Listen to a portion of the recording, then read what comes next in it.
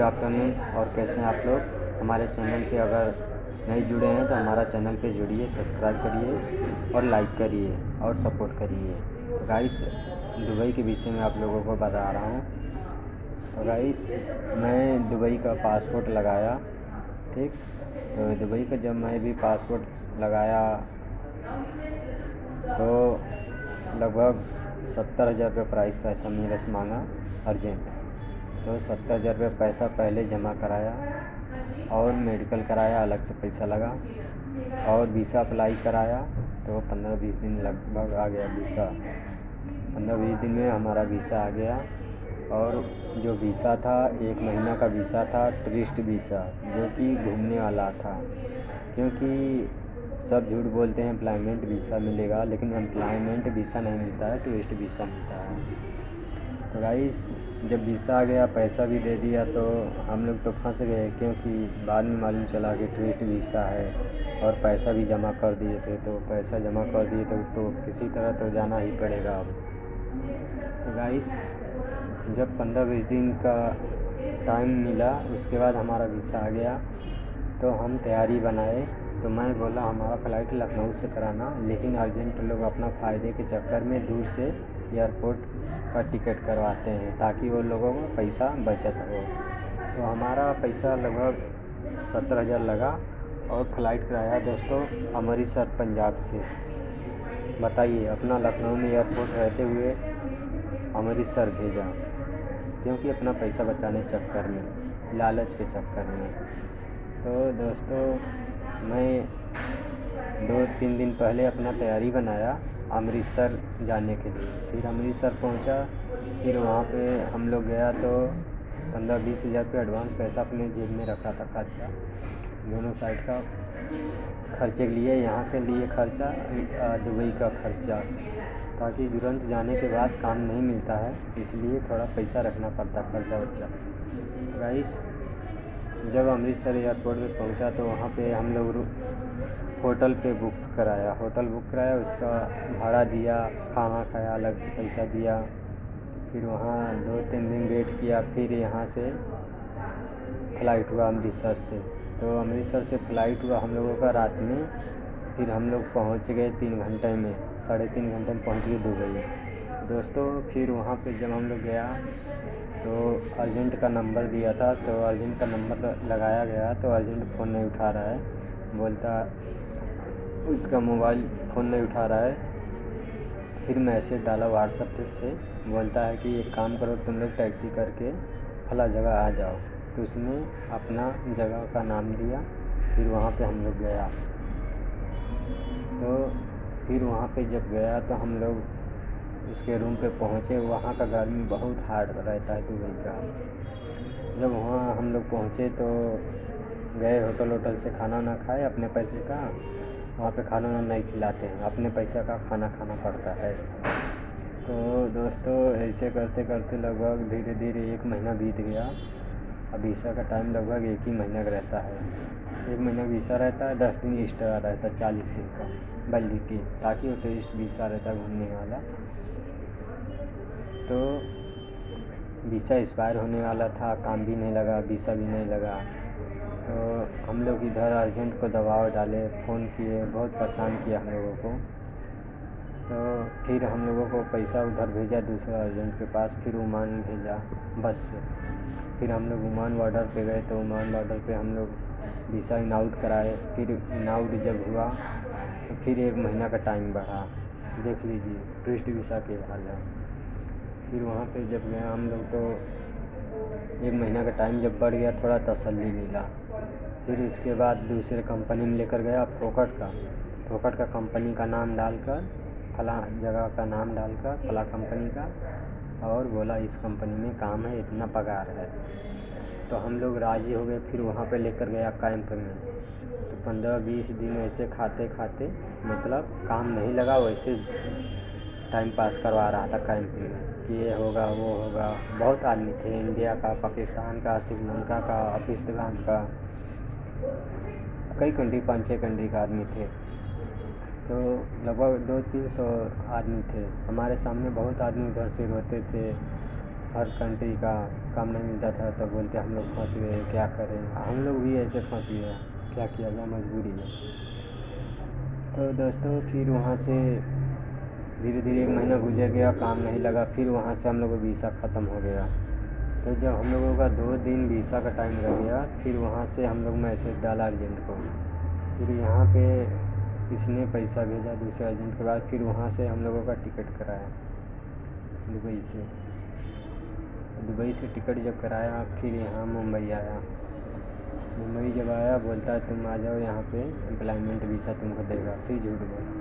फिर यहाँ पे जब आया मैंने, तो फिर मुंबई में मेरे को 1 महीना रोका। मैं यहाँ पे अपने भैया के पास रुक गया बांद्रा में, यहाँ पे 1 महीना। उसके बाद फिर मेरे को 1 महीना फिर वीज़ा दिया। बोलता तुमको काम नहीं लगेगा, तुम्हारा पैसा वापस कर दूँगा, ऐसे बोला था। लेकिन पैसा नहीं देने का नाम ले रहा था।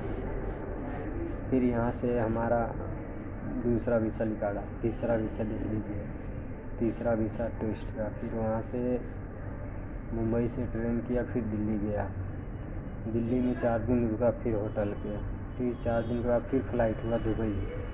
फिर गाइस दुबई गया, तब जाके चौथे दिन काम मिला। चौथे दिन काम मिला दुबई में। कंपनी का नाम था Exxon washing and processing car LLC company का नाम था, जो कि मालिक बहुत हरामी था। बहुत आदमी लोग को मारता था, बहुत परेशान करता था, पैसा काट लेता था पगार में से। जो हरामीपन करता था, काम चोरी करता था, वो लोगों को मारता भी था। और लास्ट में घर पे आने के बाद उसको पैसा कटिंग करता था, बहुत परेशान करके भेजता था उधर से। जो अरबाब था, अरबी जो होते हैं बहुत हरामी होते हैं वहाँ का, बहुत मारते थे आदमी लोग को। हमारे सामने 15-20 आदमी को मारा था। इसलिए गाइस आप लोग के बीच में मैं वीडियो शेयर कर रहा है, ताकि आप लोग देखें और समझें। जाने से पहले सोचें, अपना इंडिया में कमाइए, 2 पैसा कम कमाइए, अपने फैमिली में रहिए।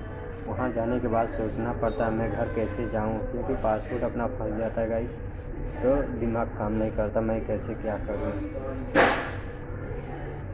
तो गाइस फिर जब मैं धीरे धीरे वहाँ का सिस्टम जब समझ में आ गया, तो किसी तरह मैं भी 2 साल गुजार लिया।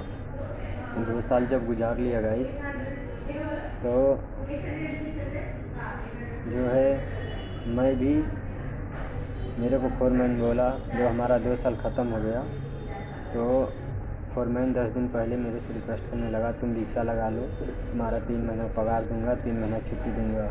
गाइस हम लोगों को जब झूठ बोलकर फंसाया, वैसे हम भी झूठ बोला कि हमारे घर पे ये मसला है, थोड़ा टाइम जाएगा, हमारा काम ख़त्म हो जाएगा तो मैं फिर आ जाऊँगा फ़ोन करके। ऐसे मैं भी झूठ बोला। किसी तरह जब मैं वहाँ से निकल गया, तो कार में जब बैठ गया एयरपोर्ट पे आने के लिए, तो उसने मेरा मोबाइल लेकर अपना व्हाट्सएप नंबर सेव किया।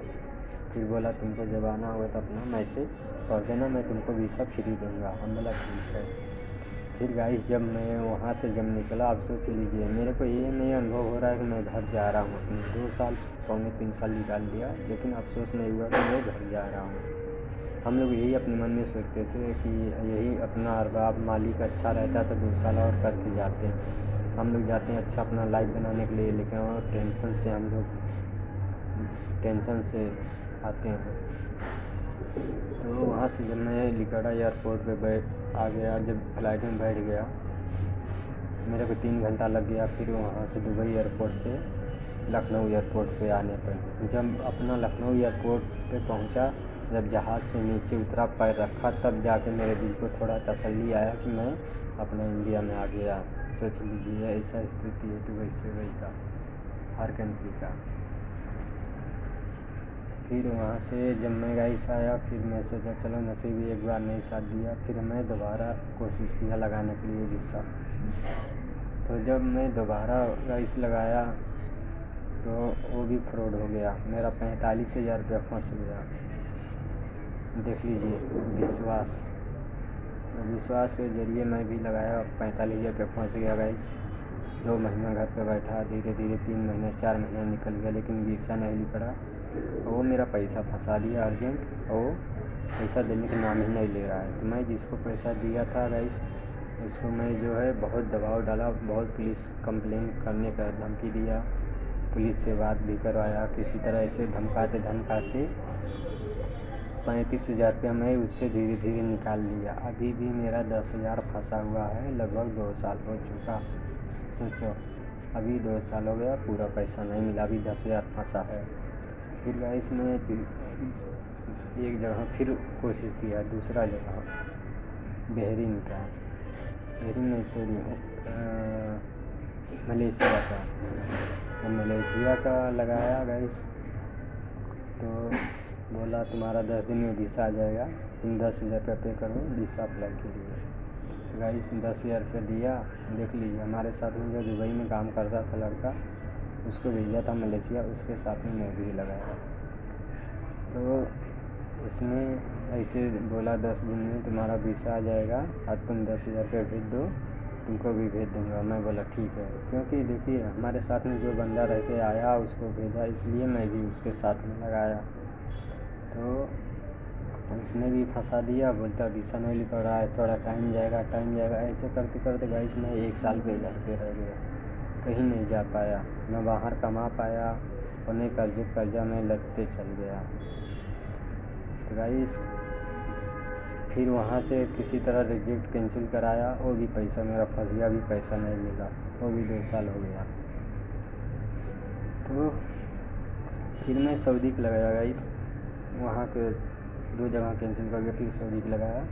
तो सऊदी का लगाया, हमारा गांव के बगल में एक बाज़ार है, बाज़ार में से हमारा दोस्त का भाई गया है ड्राइवरी में, तो उसके ज़रिए मैं भी लगाया। तो उसने बोला गम का मेडिकल आप करा लो और गम का मेडिकल करा के मेरे को रिपोर्ट दो। तो मैं गाइस गया बाइक से